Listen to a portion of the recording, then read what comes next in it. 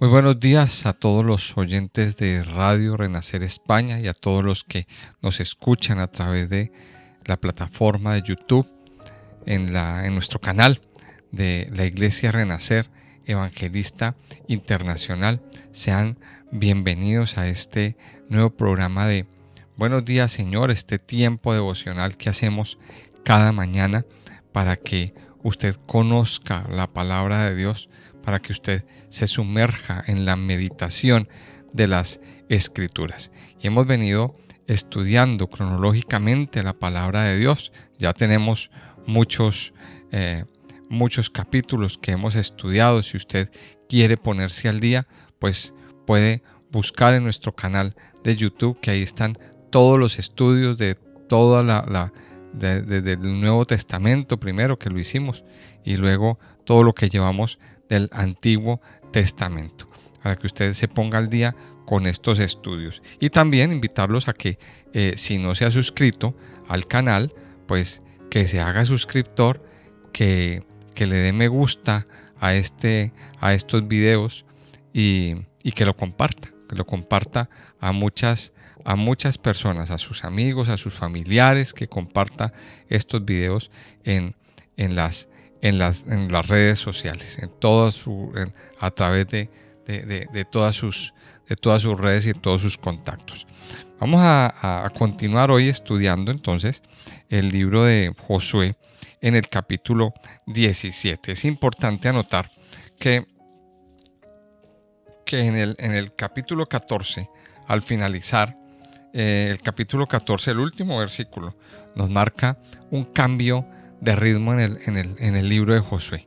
Y en el último versículo del capítulo 14, en el verso 15, dice: y la tierra descansó de la guerra. O sea, durante todo este tiempo, pues fue guerra, fueron conquistas. Unas conquistas bélicas, unas conquistas militares que tuvo el pueblo de Israel. Y sabemos lo que implica la guerra. La guerra implica pues ataque, la guerra implica muerte, destrucción, todo lo que conlleva la guerra. Pero dice que la tierra descansó de la guerra. Y a partir del capítulo 15, pues entonces inicia el reparto del territorio.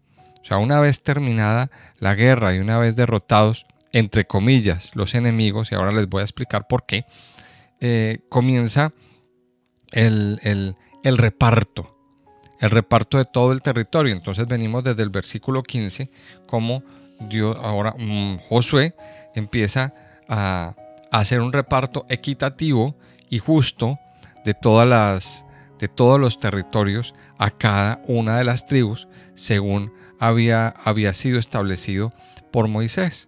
Josué simplemente está cumpliendo el legado y lo que Moisés le había dejado establecido. Y vemos entonces cómo se le reparte la tierra a Judá, se le reparte la tierra y nos muestran todas las ciudades de Judá. Nos muestran en el capítulo 16 todo el territorio que le correspondió a Efraín y a Manasés, toda la heredad que ellos recibieron. Pero nos dice nos marca entre cada capítulo, nos da un versículo que nos marca una realidad. Y es que en muchos casos ninguna tribu arrojó del todo o desarraigó a estas tribus cananeas que habitaban allí. Y eso es un punto que también es importante entenderlo. Y es que su misión era derrotar por completo a las tribus cananeas. Pero en su lugar, ¿qué hicieron? En de algunas facciones, algunas tribus, no los arrojaron, no los derrotaron, los dejaron ahí. Y eso luego se convirtió en un problema. Y eso nos muestra también que Dios nos manda a sacar cosas de nuestra vida y no lo hacemos. Somos negligentes y dejamos esas cosas que a veces a nosotros nos parecen pequeñitas o sin importancia y las dejamos ahí. Y luego se nos convierten en un grave problema.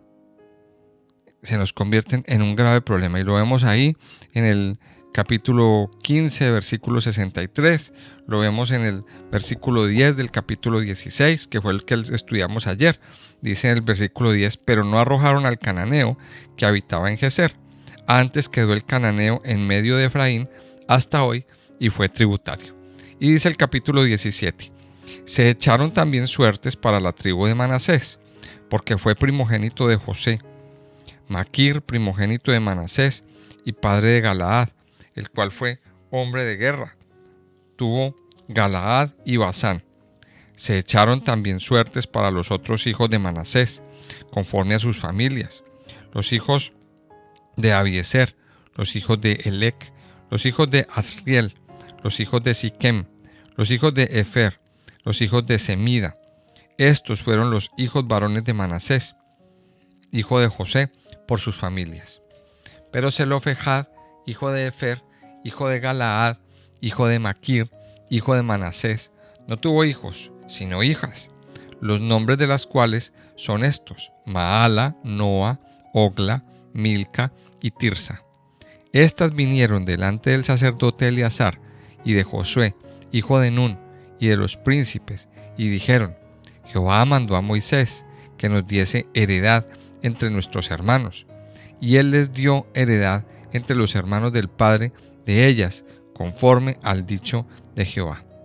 Y le tocaron a Manasés 10 partes, además de la tierra de Galaad y de Basán, que está al otro lado del Jordán, porque las hijas de Manasés tuvieron heredad entre sus hijos, y la tierra de Galaad fue de los otros hijos de Manasés.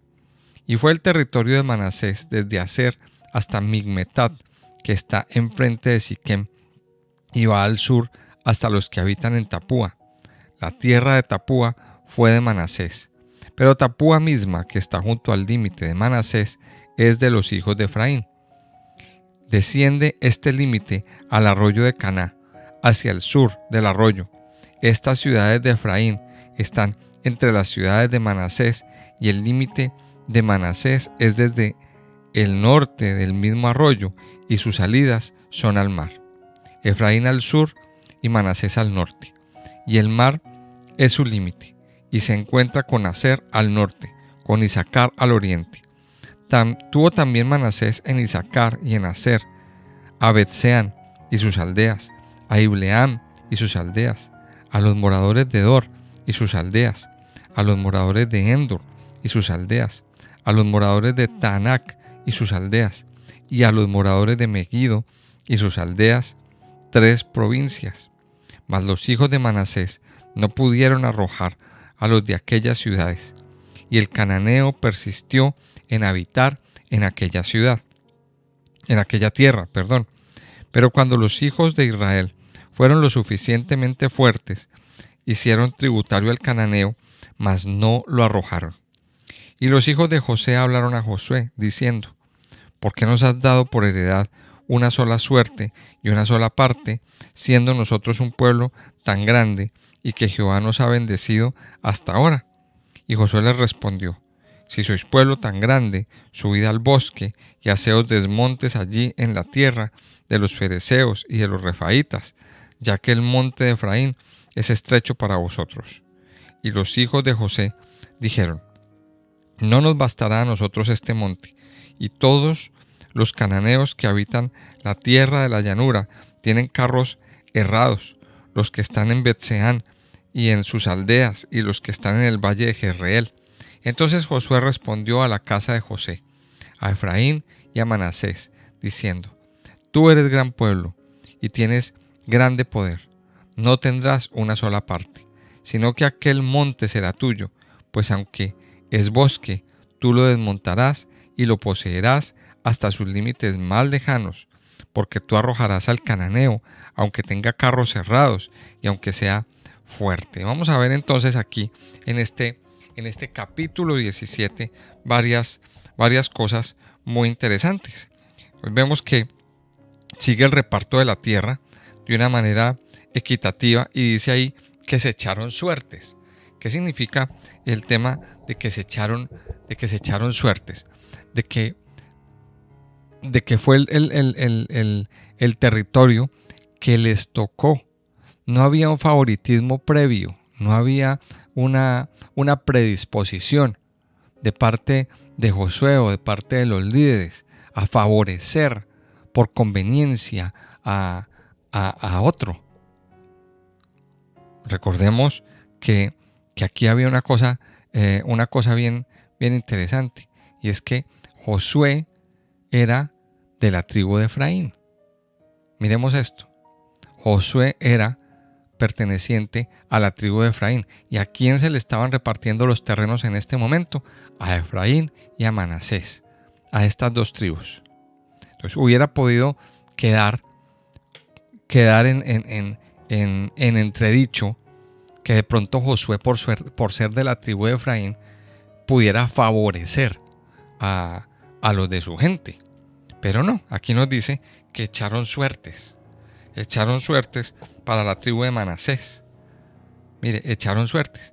Y es lo que le tocó a cada uno. O sea, aquí vemos que aquí no hubo un favoritismo de parte del líder. Y esa es otra de las lecciones que aprendemos. Recuerde que el libro de Josué nos enseña lecciones de liderazgo. Y una de las lecciones de liderazgo es no tener favoritismos. No tener favoritismos con nadie, sino el reparto equitativo. El reparto equitativo y de acuerdo a lo que Dios estableció. Entonces vemos que aquí se le reparte la tierra, se le reparte lo que le corresponde a cada uno. Vemos también ahí en el versículo 3 cómo nos menciona el caso de un hombre llamado Zelofehad.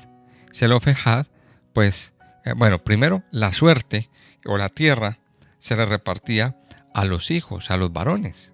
O sea, cada uno de los varones de cada familia eran los que recibían el título de propiedad.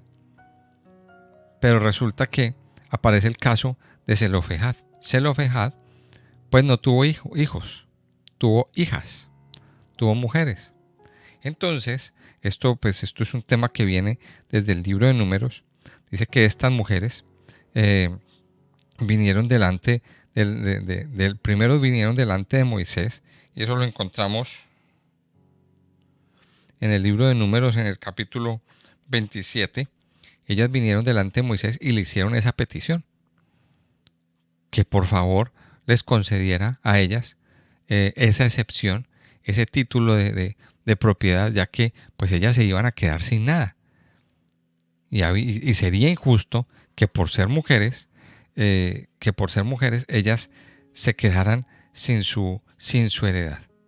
Y aquí vemos entonces cómo ellas primero van donde Moisés, y Moisés les da la vía libre y les dice: listo, ustedes van a recibir. Pero ahora llegó la hora, en este momento, de recibir la tierra ya, de recibir el título de propiedad. O sea, ellas estuvieron esperando todo ese tiempo hasta que se dieran las cosas, hasta que se acabara la guerra, hasta que llegara el momento de repartir la tierra.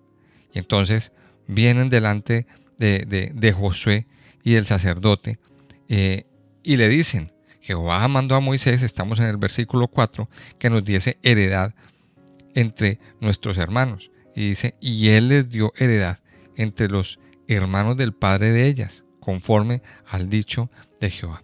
Y vemos cómo Dios no desampara a los más vulnerables. Hay quien piensa que Dios es un Dios machista y que la Biblia es un libro machista, y no es así. No es así. Aquí vemos, y este es uno de los casos en que Dios favorece a la mujer, favorece a a las mujeres porque sabe el valor que cada una de ellas tienen. Tanto el hombre como la mujer tienen alto valor para Dios. Y Dios aquí se acuerda. Ahora, también pensemos en esto, que estas mujeres pues eran un colectivo, digamos, vulnerable dentro de ese tiempo de la sociedad. Dios se acuerda de los que son vulnerables. Recuerde que hay una ley que Dios dice en la palabra de Dios, que no descuide a las viudas, que no descuide a los huérfanos, que no descuide al extranjero. En otras palabras, Dios siempre estará en contra de las injusticias. Dios siempre estará en contra de las injusticias. De pronto, de una manera legal, podríamos ver que el hecho de que estas mujeres se quedaran sin heredad por ser mujeres, pues sería una injusticia, ¿verdad? Y Dios no quiere injusticias. Dios no quiere injusticias. Ahora estas mujeres estuvieron esperando, pero dice aquí que Moisés les dio heredad. Y esa palabra es clave. Esa palabra es clave para nosotros entender lo que estamos viendo en todo este contexto. Y es que lo que cada uno, no solamente Efraín y Manasés, sino que cada uno de las tribus está recibiendo es la heredad. En otras palabras, había unas promesas que Dios había dado. Había unas promesas que Dios había dado. Y estábamos en el tiempo de recibir esas promesas. Dios a cada uno de nosotros nos dio promesas, ¿verdad? Dios nos dio promesas muy especiales. Pero Dios siempre cumple sus promesas. Recuerde que Él no es hombre para que mienta, ni hijo de hombre para que se arrepienta. Dice por aquí en 2 de Pedro, capítulo 1, versículo 4, dice, por medio de las cuales nos ha dado preciosas y grandísimas promesas, para que por ellas llegaseis a ser participantes de la naturaleza divina, habiendo huido de la corrupción que hay en el mundo a causa de la concupiscencia. El Señor nos dio promesas a cada uno.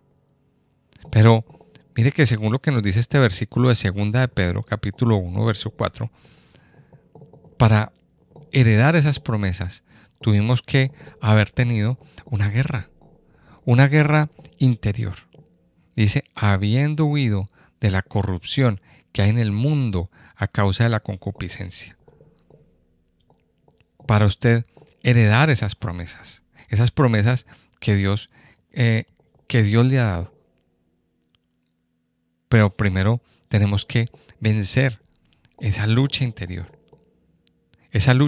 que tenemos. Recuerde que tenemos unos enemigos, el demonio, el mundo y la carne.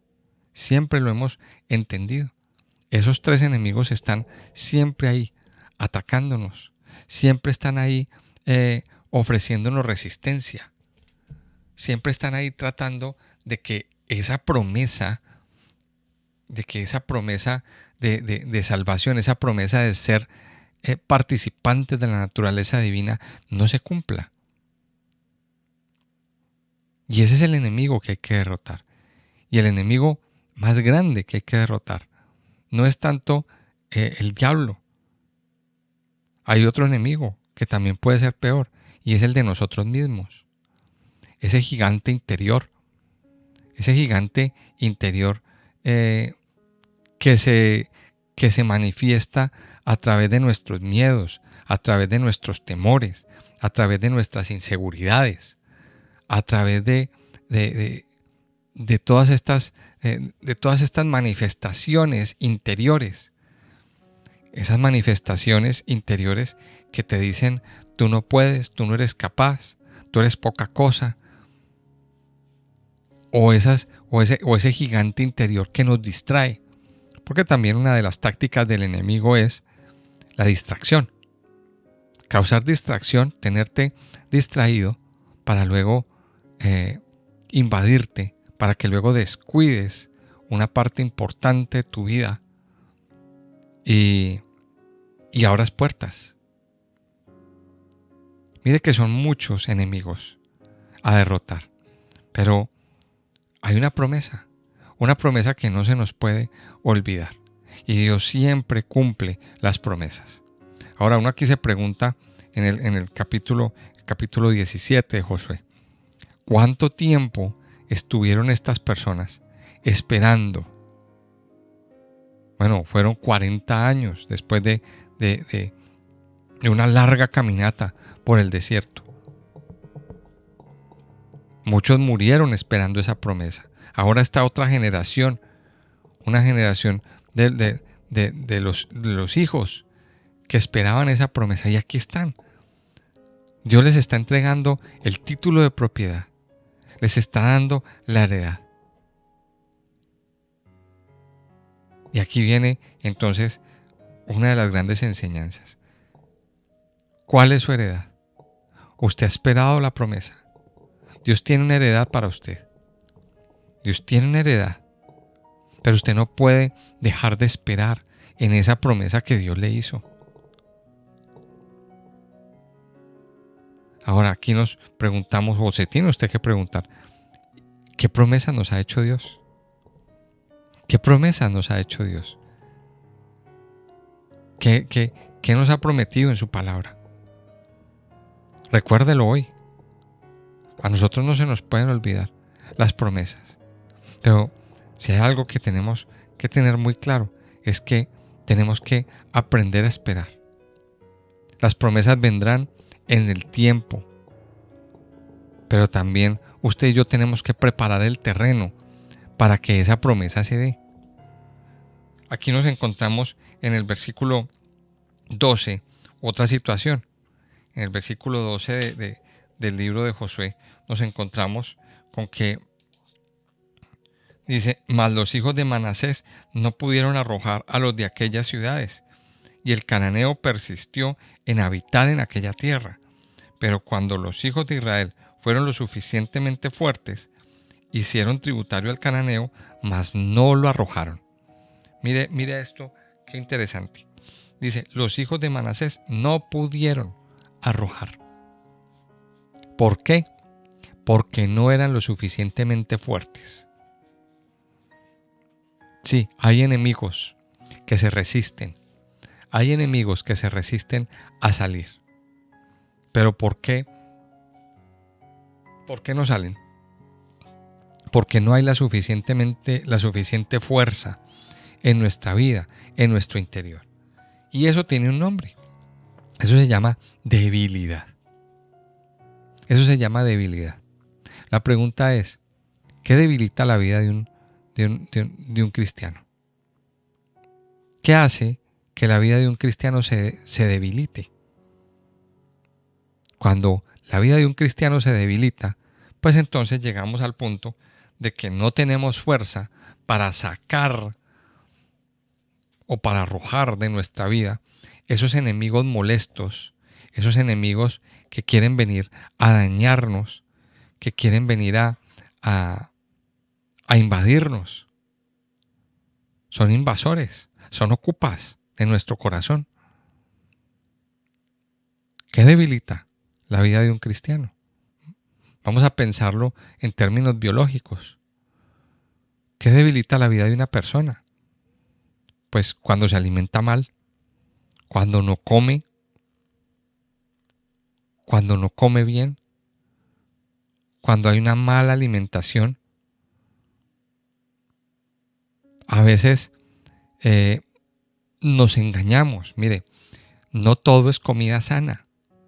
No todo lo que aparece delante de nuestros ojos es comida sana. Hay comidas que son malas, que son dañinas para el cuerpo, para la mente, para los procesos digestivos. Hay comida que se llama comida chatarra, por ejemplo. Es puro colesterol. Y sabemos lo que hace ya el colesterol en la vida de un ser humano. Entonces a veces creemos que estamos comiendo bien. Y no, tenemos que revisar. Tiene que haber un balance en nuestra dieta. Ya sabemos que tiene que haber tiene que ser una dieta equilibrada. Una dieta equilibrada. Baja en grasas, baja en carbohidratos, por ejemplo. Y si usted sabe que tiene problemas de azúcar, pues debe cuidarse. Si usted sabe que tiene problemas de colesterol, debe cuidarse. Con todo eso. Mire, cuando nos alimentamos mal, pues nuestra vida física se debilita. Y lo igual pasa en la vida espiritual.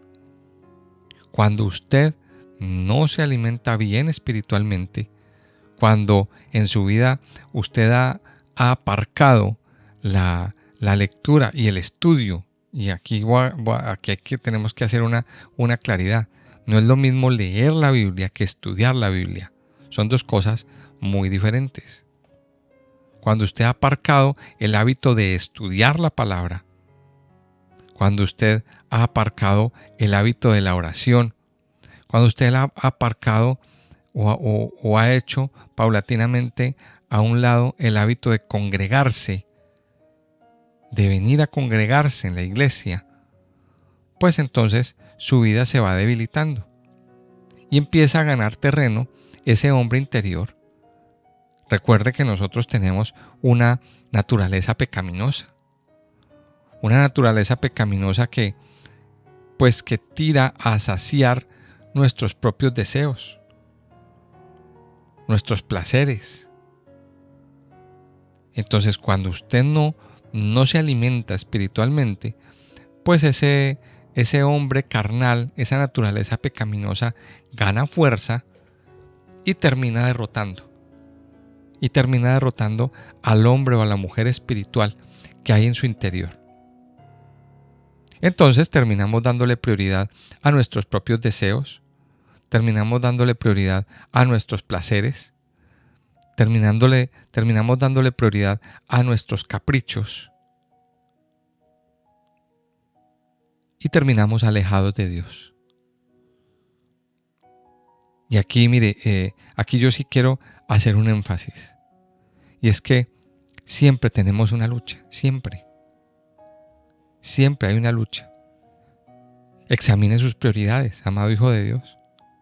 ¿Usted quiere seguir dejando libre a esos ocupas de su vida? ¿Quiere seguirlos dejando acampar a sus anchas en su territorio? ¿O los quiere desalojar? Aquí nos encontramos esta historia de unas personas que no pudieron arrojar a sus enemigos porque eran débiles, sino que los hicieron tributarios. ¿Y qué pasó? Luego, más adelante en la historia, nos vamos a encontrar con que esos enemigos que ellos dejaron ahí se convirtieron en un problema bastante grande para el pueblo de Israel. Por ahí lo vamos a ver después cuando estudiamos el libro de Jueces, cuando estudiamos el libro de Samuel, los libros de Samuel, los libros de Crónicas. Nos vamos a encontrar las tremendas guerras que tuvieron que librar el pueblo de Israel. ¿Por qué? Por culpa de una decisión, de unas personas que no hicieron lo que tenían que hacer. Y esa es la lección, la lección de hoy. Arroje de su vida lo que tenga que arrojar, saque de su vida lo que está estorbando, saque de su vida todo aquello que es un enemigo, que se va a convertir en el dolor de cabeza para usted. Vamos a pedirle al Señor que nos ayude a examinar el corazón y que nos ayude a ser diligentes. Amado Padre, yo te doy muchas gracias en esta mañana.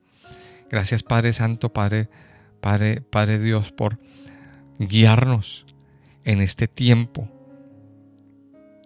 Gracias por tu palabra que viene a traernos luz a nuestras vidas, que viene a traernos luz a nuestros corazones y a todo nuestro ser. Padre, te damos gracias por la heredad que tú nos has dado, Señor, por la promesa que tú cumples, Porque hoy, Señor, tú mismo nos has dicho que somos herederos de preciosas y grandísimas promesas. Tú mismo, Señor, nos ayudas, nos has dado la herencia de la vida eterna. Nos has dado una herencia de salvación. Nos has dado una herencia, Señor, en ti. Ayúdanos a valorar esa herencia. Ayúdanos a entender de que es la herencia que tú mismo nos diste. Padre Santo y poderoso, pero también ayúdanos a ser diligentes en sacar de nuestras vidas todos aquellos enemigos que están ocupando el territorio que nos pertenece, Señor. Padre, hay unos enemigos interiores que tú mismo nos has mandado a desalojarlos. Ese enemigo de la inseguridad, ese enemigo del temor, ese enemigo, Señor, de la baja autoestima. Todos esos enemigos, Señor, ayúdanos a desalojarlos. Muéstranos hoy, Señor, cuáles son las cosas que hay en nuestra vida que tenemos que sacar. Dígaselo al Señor, Señor, ¿qué cosas hay en mi corazón que debo derrotar? Y ayúdanos, Padre. Danos la fuerza, la fortaleza espiritual. Ayúdanos, Padre, a tener amor por el estudio de tu palabra, a tener pasión por el estudio de tu palabra. Ayúdanos, Padre, hoy a ser apasionados en medio por la oración, por congregarnos, Señor. Perdónanos si hemos dejado de congregarnos, si nos hemos acomodado, Señor, a una radio, si nos hemos acomodado a estar en el sofá de nuestra casa y no nos hemos desplazado a tu casa, Señor.